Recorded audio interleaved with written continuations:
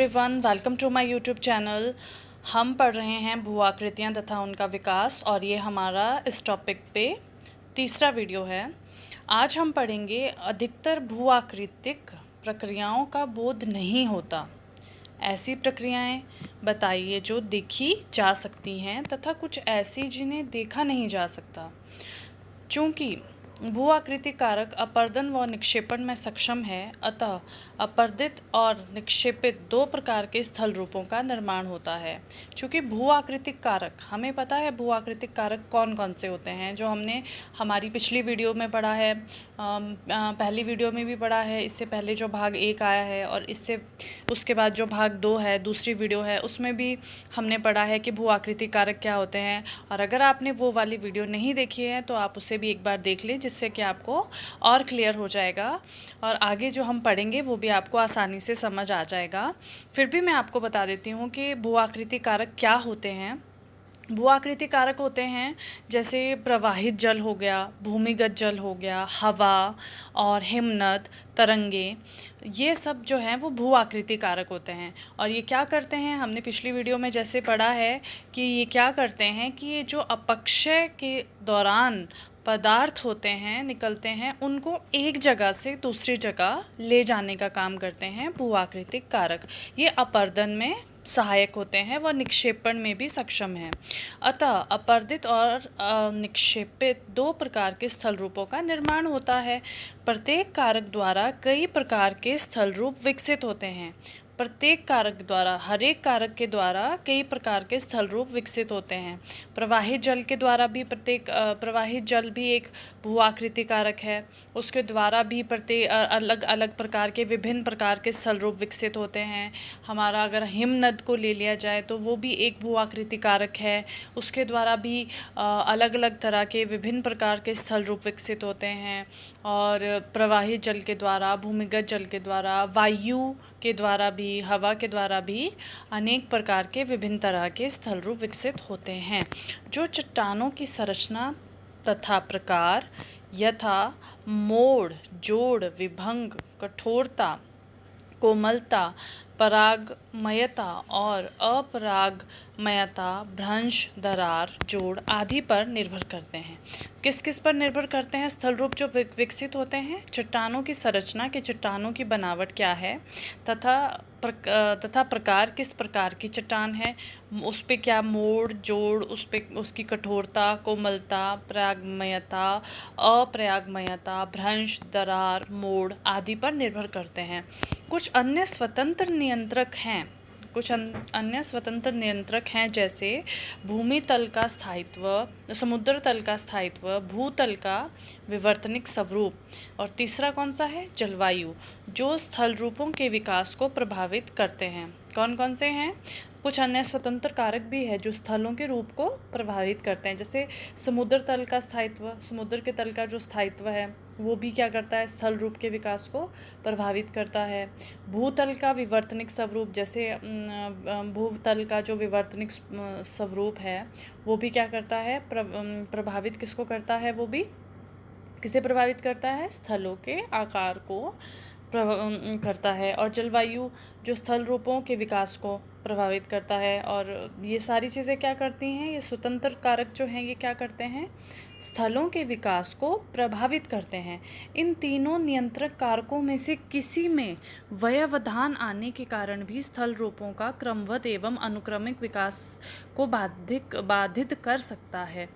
इन तीनों नियंत्रक कारकों में किसी प्रकार का व्यवधान आने के कारण भी स्थल रूपों का क्रमबद्ध एवं अनुक्रमिक विकास को बाधित कर सकता है। इन तीनों स्थल रूपों में अगर कोई भी तरह का व्यवधान आ जाए तो वो भी क्या करता है? अनुक्रमिक विकास को, जो विकास हो रहा है स्थल रूप का, उसको बाधित करेगा ही करेगा, कर सकता है। इस अध्याय में आगे प्रत्येक भू आकृति कारक जैसे जल, प्रवाहित जल, भौम जल, हिमनद, तरंग और पवने आदि का संक्षिप्त वर्णन प्रस्तुत है। मतलब आगे हम क्या पढ़ेंगे कि प्रवाही जल के बारे में पढ़ेंगे, भौम जल के बारे में पढ़ेंगे, हम आगे हिमनद के बारे में पढ़ेंगे, तरंग के बारे में पढ़ेंगे, पवनों के बारे में पढ़ेंगे। इसका बहुत अच्छा वर्णन आगे दिया हुआ है जो हम आगे डिस्कस करेंगे। यह भी प्रस्तुत है कि किन कारकों द्वारा भूतलीय मतलब भूमि का तल अपर्दन कैसे प्रभावित होता है। ये भी पता हम आगे जो हम पढ़ेंगे इन कारकों के बारे में उससे हमें ये भी पता लगेगा कि भूमि का तल कैसे प्रभावित होता है। इसके साथ ही कुछ अपरदित और निक्षेपित स्थल रूपों का भी विकास भी प्रस्तुत किया जा सकता है। इसके अलावा और क्या क्या है, कुछ अपरदित व निक्षेपित स्थल रूपों का विकास भी प्रस्तुत किया जा सकता है कि अपरदित स्थल रूपों का विकास कैसे हुआ है, निक्षेपित जो है उनका विकास, स्थल रूपों का विकास कैसे हुआ है। तो ये सब भी जो है इसके बारे में भी हम आगे पढ़ेंगे कि कारकों द्वारा इन्हें भी कैसे प्रभावित किया जा सकता है। चलिए आगे बढ़ते हैं। आगे है प्रवाहित जल। प्रवाहित जल के बारे में पढ़ते हैं। ठीक है, अभी हमने पढ़ा कि हम आगे इनका विस्तृत रूप पढ़ेंगे, तो आइए अब इनका विस्तृत पढ़ते हैं, विस्तृत तरीके से इन्हें पढ़ते हैं। ये है आर्द्र प्रदेश। प्रवाहित जल पढ़ते हैं। आर्द्र प्रदेशों में जहाँ अत्यधिक वर्षा होती है, मतलब ऐसे नमी वाले प्रदेश हैं जहाँ बहुत ज़्यादा बारिश होती है, प्रवाहित जल सबसे महत्वपूर्ण भू आकृति कारक है। जहाँ पर सबसे ज़्यादा बारिश होगी वहाँ पे जो बहता हुआ जल है, प्रवाहित जल होगा, वो जो भी वहाँ की भूमि की आकृति होगी उसमें महत्वपूर्ण भूमिका निभाएगा। क्योंकि बारिश ज़्यादा होगी तो पानी ज़्यादा बहेगा, पानी ज़्यादा बहेगा तो सबसे ज़्यादा महत्वपूर्ण कारक कौन हुआ? जहाँ बारिश ज़्यादा होगी वहाँ पानी, बहता हुआ पानी सबसे ज़्यादा महत्वपूर्ण कारक हुआ ना स्थल आकृति का निर्माण करने में। ठीक है, जो कि धरातल क्या करता है, प्रवाहित जल जो कि धरातल आगे बढ़ते, धरातल का निम्नीकरण के लिए उत्तरदायी है। प्रवाहित जल के दो तत्व हैं। अब प्रवाहित जल के भी दो तत्व हैं। एक धरातल पर परत के रूप में फैला हुआ प्रवाह है, एक तो बहाव जो जल का है वो धरातल पर परत के रूप में फैल जाता है। दूसरा रेखिक प्रवाह है। रेखिक मतलब जो घाटियों में नदियों में होता है, घाटियों में नदियों और सरिताओं के रूप में बहता है। आपको पता है घाटियाँ कैसी होती हैं, तो घाटियों में जो रेखिक तरीके से बहता है मतलब धारदार बहता है। किस तरह से बहता है? नदियों और सरिताओं के रूप में बहता है। प्रवाहित जल द्वारा निर्मित अधिकतर अपरदित स्थल रूप ढाल प्रवणता के अनुरूप बहती हुई नदियों की आक्रामक युवावस्था से संबंधित है। प्रवाहित जल द्वारा निर्मित अधिकतर अपरदन स्वरूप, जो भी प्रवाहित जल ने जहाँ अपरदन स्वरूप जो उन्होंने बनाए हैं, वो बहती हुई आक्रामक युवावस्था। नदी की युवावस्था कब होती है? जब वो बिल्कुल कम गहरी होती है, गहरी नहीं होती, जब वो अपनी युवावस्था में होती है। जैसे जैसे वो गहरी होती जाती है, नदी की जो गति है वो कम होती जाती है, मध्यम होती जाती है। जब नदी अपनी युवावस्था में होती है तो जो नदी की गति है वो बहुत तीव्र होती है, बहुत आक्रामक होती है। और वो क्योंकि वो अपनी घाटी में गहरी नहीं हुई होती, तो इसलिए वो कभी भी अपना मार्ग बदल देती है, जिससे कि नदी को क्या बोलते हैं, उसकी आक्रामक युवावस्था कहा जाता है। नदी की युवावस्था को आक्रामक कहा जाता है कि वो अपना मार्ग बदलने में भी सक्षम हो जाती है। पर जैसे जैसे नदी का जो तल है वो गहरा होता जाएगा और नदी अपनी घाटी को गहरा करती जाएगी, तो अब जिस घाटी में वो बह रही है उसमें गहरा करेगी, तो वो अपना मार्ग नहीं बदलती है। तो जब नदी अपनी युवावस्था को छोड़ के मध्यम अवस्था में और उसके बाद ये अपनी इसमें आती है, प्रौढ़ावस्था में आती है, वृद्धावस्था में आती है, तब नदी जो है वो उसका वेग जो है वो कम होता है।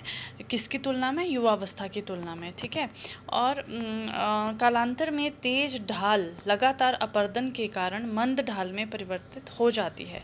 वही मैंने कहा कि जब नदी अपनी युवावस्था में होती है तो उसकी ढाल बहुत ज़्यादा तीव्र होती है। ठीक है, तो जब जैसे जैसे कुछ समय बाद क्या होता है, कालांतर में जो नदी की ढाल जो नदी का जो वेग है, पानी का वेग है, वो क्या हो जाता है, तेज ढाल जो है लगातार अपरदन के कारण मंद ढाल में परिवर्तित हो जाती है और परिणाम स्वरूप नदियों का वेग कम हो जाता है, जिससे निक्षेपण आरंभ हो जाता है। जब नदी का वेग कम होगा तो निक्षेपण होगा। अब कैसे होगा? मान लीजिए कि अब नदी है, वो अपने साथ बहुत सारा मिट्टी या गाद अपने साथ लेके आई है। तो जब वो तेज़ बहाव में होगी तो वो अधिक कटाव भी करे। जब वो तेज़ बहाव में होगी तो जो भी वो लेके आई है वो जो है उस कटा अपने साथ कटाव भी करेगी, और जो भी उसके गाद है और जो भी है वो अपने मुहाने पर ही छोड़ेगी, इधर उधर नहीं छोड़ेगी। पर अगर नदी का वेग कम होगा, मतलब जब अगर नदी का बहाव कम होगा, वेग कम होगा, और नदी अपनी घाटी में थोड़ी गहरी हो जाएगी, तो वो जो गाद जो है वो बिछाती जाएगी, तल पे भी बिछाती जाएगी, जिससे क्या बोलते हैं कि निक्षेपण होना भी शुरू हो जाता है। तेज़ ढाल से बहती हुई सरिताएं कुछ भी निक्षेपित भू आकृतियाँ बनाती हैं। तेज़ ढाल से बहती हुई जो सरिताएं हैं वो कुछ भी, मतलब वो कहीं भी भू आकृति, निक्षेपित भू आकृतियाँ बना देती हैं, क्योंकि वो तेज़ ढाल पे आती है। आगे कहीं भी रुकावट आई तो वो जो सारा गाद लेके आती है उसको अपने रास्ते में ही छोड़ देती है। ऐसा क्यों होता है? क्योंकि रास्ता गहरा नहीं होता है जिस रास्ते से वो चल रही होती है, और वो अपना रास्ता बदल देती है। इसीलिए कहा जाता है कि जो नदियाँ हैं अपनी युवावस्था में बहुत ज़्यादा आक्रामक होती हैं, अपना मार्ग बदल देती हैं, जिससे कि बाढ़ की समस्या आती हैं और भी कई समस्याएँ आती हैं। ठीक है, आगे हम पढ़ते हैं कि प्रवाहित जल का ढाल जितना मंद होगा उतना अधिक निक्षेपण होगा। लगातार अपरदन के कारण नदी तल समतल हो जाता है। लगातार अपरदन के कारण क्या होता है? नदी तल जब समतल हो जाए तो अधोमुखी कटाव कम हो जाता है, अधोमुखी कटाव कम हो जाता है, और तटों का पार्श्व अपरदन बढ़ जाता है। जैसे जैसे नदी गहरी होती जाएगी, जो उसके तल पे है अपरदन कम होगा, परंतु जो उसके किनारे हैं उस पे वो अपरदन अधिक करेगी। उसका कटाव, पार्श्व कटाव जो है, उस पे कटाव जो है वो अधिक होगा। और इसके परिणाम स्वरूप क्या होगा? जब किनारों पे कटाव ज़्यादा होगा, दोनों नदी के दोनों किनारों पे जब पानी की वजह से कटाव ज़्यादा होगा, मिट्टी का अपरदन ज़्यादा होगा और तल पे कम होगा, तो क्या होगा? उससे क्या होगा? वो दोनों तरफ से काटती जाएगी नदी, और जिसके परिणाम स्वरूप पहाड़ियाँ और घाटियाँ समतल मैदानों में परिवर्तित हो जाती हैं।